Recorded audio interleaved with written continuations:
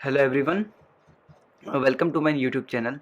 तो बहुत दिनों से मैंने कोई वीडियो नहीं बनाया। उसका पीछे का एक जो रीज़न ये था कि मेरे पास कोई इक्विपमेंट्स नहीं है वीडियोस बनाने के। तो अब जो है उससे काम चलाना पड़ेगा, क्योंकि नॉलेज देना और नॉलेज नहीं देने के लिए कोई एक्सक्यूज़ नहीं हो सकता। तो मैंने सोचा कि क्यों ना एक पॉडकास्ट शुरू किया जाए। आम तौर पर आप पॉडकास्ट किन चीज़ों के ऊपर सुनते हो? आप मोटिवेशन, लाइफ़स्टाइल, इन चीज़ों के ऊपर आप पॉडकास्ट सुनते हो। लेकिन जो मेरा ये कंसेप्ट है कि आपको हिस्टोरिकल और पॉलिटिकल नॉलेज देने के लिए मैं एक पॉडकास्ट शुरू करूँ। तो तो आज से ये एक पहला एपिसोड है मेरे पॉडकास्ट का। तो आज इस पॉडकास्ट में हम कवर करेंगे अल्टरनेटिव हिस्ट्री। तो अल्टरनेटिव हिस्ट्री क्या होता है? अल्टरनेटिव हिस्ट्री होता है कि जो हम इतिहास हम जानते हैं, अगर वैसा नहीं हुआ होता, उसकी जगह कुछ और हुआ होता, तो क्या हुआ होता? तो आप समझ रहे हैं ना बात को? तो एक बहुत इम्पोर्टेंट है अल्टरनेटिव हिस्ट्री में कि अगर हिटलर जीत गया होता, अगर जर्मनी युद्ध जीत गया होता, तो क्या हुआ होता? तो आज हम यही समझने की कोशिश करेंगे कि अगर वर्ल्ड वॉर 2 में जर्मनी जीत गया होता, तो क्या हुआ होता? अब मैं पहले आपको बता दूं कि जो वीडियो मैं बना रहा हूं, इसमें वो क्वालिटी नहीं आएगी। ना मैं ग्राफिकल डेटा या फिर पिक्चोरियल डेटा को मैं के थ्रू मैं ज़्यादा नहीं समझा पाऊंगा। अगर आपको क्वालिटी देखनी है मेरे वीडियोस की, तो आप प्रीवियस वीडियोस को जाके देख सकते हैं। They are much better, but तब मेरे पास इक्विपमेंट्स थे। Now I am lacking those things. तो जितना हो सकता है I am trying to make. So चलिए आगे बढ़ते हैं।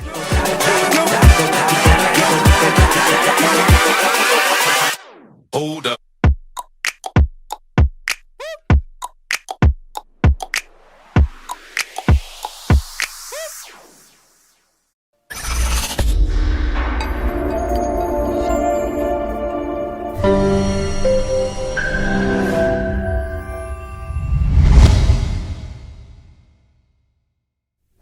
आप सबसे रिक्वेस्ट है, मेरे YouTube चैनल को सब्सक्राइब करिए, इस वीडियो को लाइक करिए, इस वीडियो को शेयर करिए और कमेंट करके बताइएगा कि वीडियो कैसी लगी।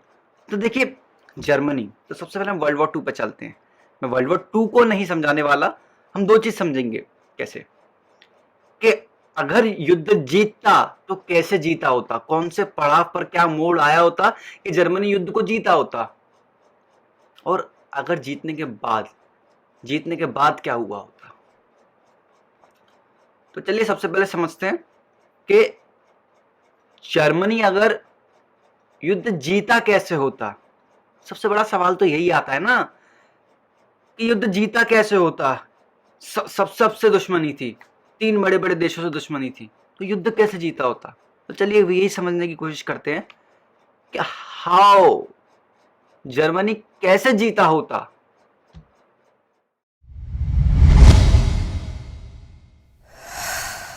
जर्मनी की जो सबसे पहली हार हुई थी वो हुई थी उसके ग्रेट ब्रिटेन से। वो अंग्रेजों से हार गया था जर्मनी बैटल ऑफ ब्रिटेन में। एक तरीके से हारा नहीं था, उन्होंने अपनी एयर रेड्स जो है बंद कर दी थी। अब देखिए समझते क्या क्या हुआ था। अब तक की कहानी क्या थी? अब तक की कहानी ये थी कि जर्मनी ने पोलैंड पर आक्रमण बोला। पोलैंड के बचाव में ब्रिटेन और फ्रांस ने जर्मनी से युद्ध का ऐलान कर दिया, जिसकी वजह से Germany was forced to conquer France. France को उसने बहुत ही क्विक कैप्चर कर लिया। जर्मनी ने वेस्टर्न यूरोप को बहुत इजीली कैप्चर करना शुरू कर दिया। डेनमार्क को कैप्चर किया, नेदरलैंड्स को, बेल्जियम को। It was a clean sweep. Eastern Europe में उस वक्त जरूरत नहीं थी। ईस्टर्न यूरोप में जर्मनी के काफी एलाइज थे। जबकि लेबनसा वन प्रोग्राम का अगर हम देखें तो हिटलर चाहता था कि उसका मेन जो एम था वो ईस्टर्न यूरोप को कॉन्क्योर करना था, लेकिन but it did not happen. उसको अपना प्लान चेंज करना पड़ा। अगर हम देखें तो एक तरीके से यूगोस्लाविया से भी लड़ाई नहीं थी, ग्रीस से भी लड़ाई नहीं थी ईस्टर्न यूरोप में, but because of the change in the political scenario, Jio political scenario जो चेंज हुआ, उसकी वजह से जर्मनी को ईस्टर्न यूरोप में युद्ध करना पड़ा था। अभी सोवियत यूनियन का भी हम बाद में आएंगे, अब समझते हैं ब्रिटेन के लिए। तो वर्ल्ड वॉर 1 में क्या हुआ था? जर्मनी फ्रांस में उलझा रह गया था। इस बार जर्मनी फ्रांस में नहीं उलझा। अब जो सबसे बड़ा दुश्मन था, जो थ्रेट था, वो था ब्रिटेन। अब ब्रिटेन को हराने के लिए एयर रेड्स किए गए थे। तो एयर रेड्स में जर्मनी हार गया था, वो एयर रेड सक्सेसफुल नहीं हुए थे। ब्रिटेन ने डिफेंस भी किया, उल्टा जर्मनी के अंदर भी एयर रेड्स किए। ब्रिटेन से मुंह की खाने के बाद जर्मनी को सोवियत यूनियन की तरफ देखना पड़ा कि हम सोवियत यूनियन पर इन्वेजन करेंगे, वी आर लैकिंग रिसोर्सेज, उस रिसोर्सेज की पूरी पूर्ति करने के लिए हम सोवियत यूनियन पर हमला करेंगे। तब जर्मनी जीता कैसे होगा?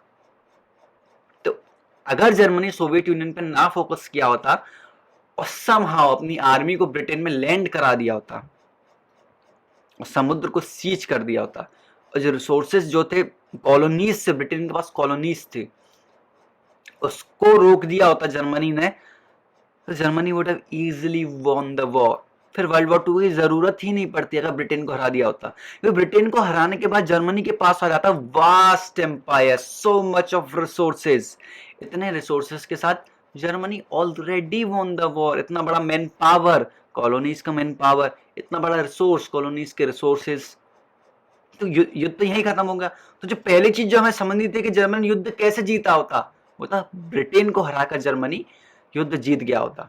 फिर तो शायद सोवियत यूनियन से भी युद्ध लड़ने की जरूरत ना पड़ती।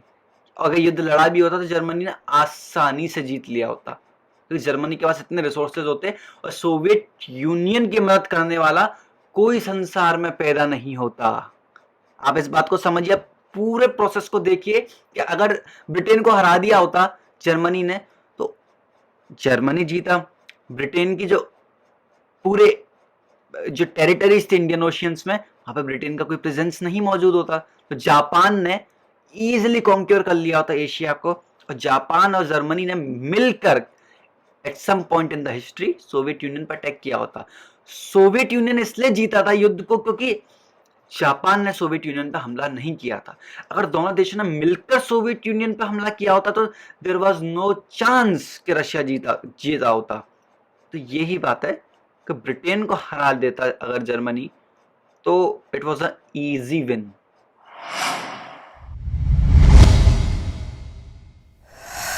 अब बारी आती है, अब हम समझेंगे तो जर्मनी का मेन दुश्मन था, जिसकी वजह से जो असली खुन्नस थी जर्मनी की, वो थी कम्युनिस्टों से। और कम्युनिस्ट कौन थे? Russians were the communist, Soviet union, उसी को हराना था, सारी भड़ास ही सोवियत यूनियन से थी। तो सोवियत यूनियन को कैसे हराया होता? अब हम पहले पड़ाव को वहीं के वहीं रख देते हैं। हमने पहले पड़ाव में देखा कि अगर हमने ब्रिटेन को हरा दिया होता, अगर जर्मनी ने ब्रिटेन को हरा दिया होता, तो सोवियत यूनियन को हराना was a right hand play. लेकिन अब हम सिनेरियो देखते हैं कि जो हो चुका था वो वही रहने देते हैं, कि ब्रिटेन से जर्मनी मुंह की खा के बैठ चुका है और जर्मनी अब सोवियत यूनियन की तरफ देख रहा है। तो सोवियत यूनियन पे हमला किया था शुरुआत में, स्वीप अवे कर दिया था सोवियत यूनियन को। सोवियत यूनियन कहीं नहीं टिका था शुरुआत में। तब एक पड़ाव आया था कि जब मॉस्को पे हमला करने के लिए जर्मनी को एक इजीली टारगेट मिल गया था। मॉस्को अनसराउंडेड था, अनडिफेंडेड था, उसको इजीली इसके फोर्टिफिकेशन को तोड़ दिया गया होता और एक बार कैपिटल कैप्चर हो जाते तो जर्मनी सोवियत यूनियन से जीत गया होता। बट जर्मनी ने डिले कर दिया इन्वेजन, फिर ठंड पड़ गई। एक बार इन्वेजन डिले हो गया, फिर ठंड पड़ गई, फिर जर्मनी हारना शुरू हो गया। दूसरी गलती स्टालिनग्राड में हुई थी। ऐसे बहुत सारी गलतियां हुई थी, उसके बाद एक के बाद एक जर्मनी हारने लग गया।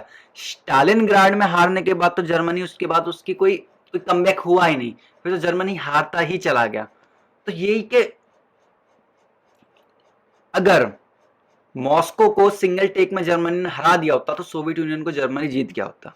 तो सिनेरियो देखते तो क्या हुआ था, सोवियत यूनियन का vast majority, vast territory, vast resources Germany के हाथ में हो गई होती। जब पिछली बार हमने देखा कि ब्रिटेन के वास्ट रिसोर्सेज जर्मनी के हाथ में होते, अब रशिया के वास्ट रिसोर्सेज जर्मनी के हाथ में होते। और रशिया के इतने रिसोर्सेज और इतनी मैन पावर की मदद से जर्मनी ब्रिटेन को इजिली हरा देता। फिर ब्रिटेन नहीं टिक पाता है, फिर तो ब्रिटेन रातों रातों का खेल था। फिर एक साल की तैयारी में जर्मनी ब्रिटेन को इजिली हरा देता। तो यही था कि क्या हुआ था, रशिया के सिनेरियो में कैसे जीता होता जर्मनी।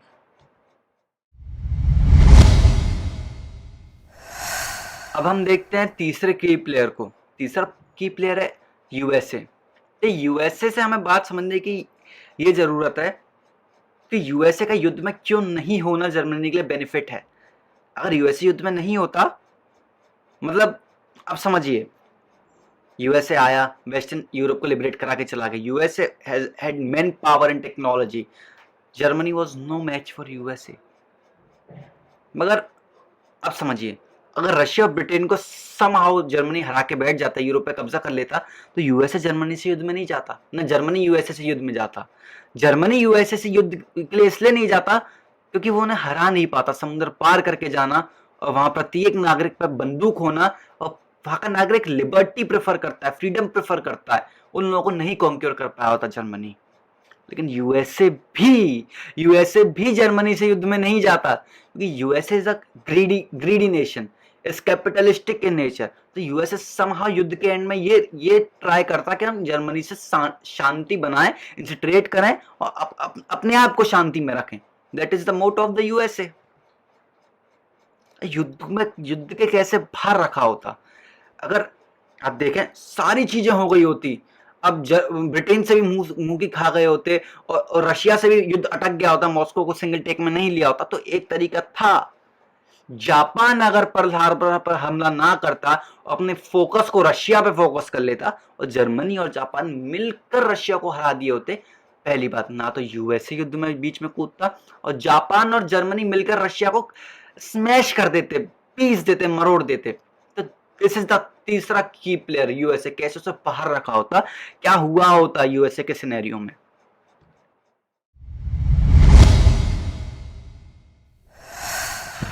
तो अब हमने समझा कि जो दुनिया है वो कैसे जीती होती। अब देखते हैं कि दुनिया कैसी होती। अब man in the high castle एक बुक है, उसके ऊपर एक सीरीज भी बनी हुई है, man in the high castle, Amazon पर। वो उसमें ये चीज एक्सप्लेन करी गई है कि दुनिया कैसी होती हिटलर के राज में, कैसी होती जर्मनी के राज में। तो राइक, जो थर्ड राइक हम कहते हैं, कैसा होता वो। सबसे पहली बात, जेनोसाइड्स काफी हुए होते। जिन लोगों को हिटलर इंफीरियर मानता है, उन लोगों को हिटलर ने वाइप ऑफ कर दिया होता। दुनिया दो हिस्सों में बटी हुई होती है, एक जापान की दुनिया, एक जर्मनी की दुनिया। और साइंस एंड टेक्नोलॉजी बूम पर होती है, ये मजाक नहीं है। वाकई में जर्मनी ने साइंस एंड टेक्नोलॉजी पर अच्छा काम किया है। जो V2 रॉकेट है, अगर हम देखा जाए तो अर्थ की ऑर्बिट से बाहर निकलने वाला वो सबसे पहला रॉकेट है, V2 रॉकेट। और V2 रॉकेट जर्मनी ने बनाया था। They were doing good thing in science and technology. जो नासा ने भी अपने प्रोजेक्ट के लिए ऑपरेशन पेपर क्लिप के तहत जर्मन साइंटिस्ट को रिक्रूट किया, उन्होंने नासा के फॉर्मेशन में हेल्प किया, और हमने पहले आदमी को चांद पर पहुंचाया। रशिया ने भी जर्मन साइंटिस्ट का इस्तेमाल किया। जो स्पेस रेस हुई थी यूएसए और रशिया के बीच में, कहीं ना कहीं उसमें जर्मन साइंटिस्ट का बड़ा हाथ था। तो साइंस एंड टेक्नोलॉजी हुई होती। कल्चरल जो है जेनोसाइड्स काफी हुए थे, काफी कल्चर्स के, काफी रेस के।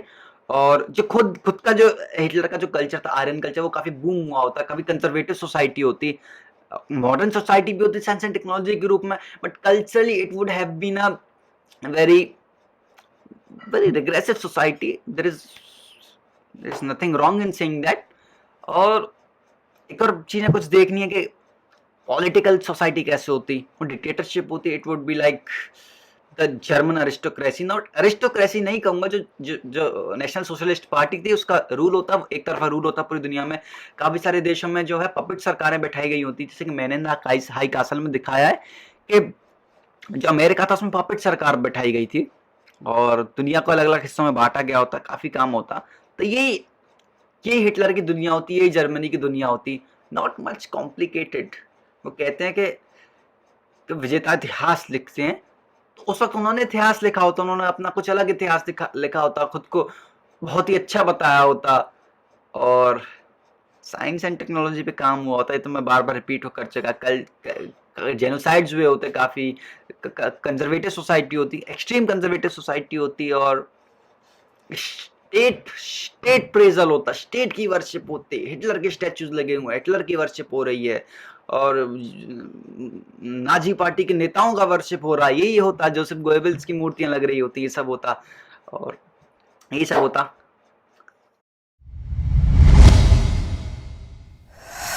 हमारी वीडियो एंड होती है कि क्या हुआ होता अगर जर्मनी वर्ल्ड वॉर 2 को जीत गया होता, ऑल्टरनेटिव हिस्ट्री।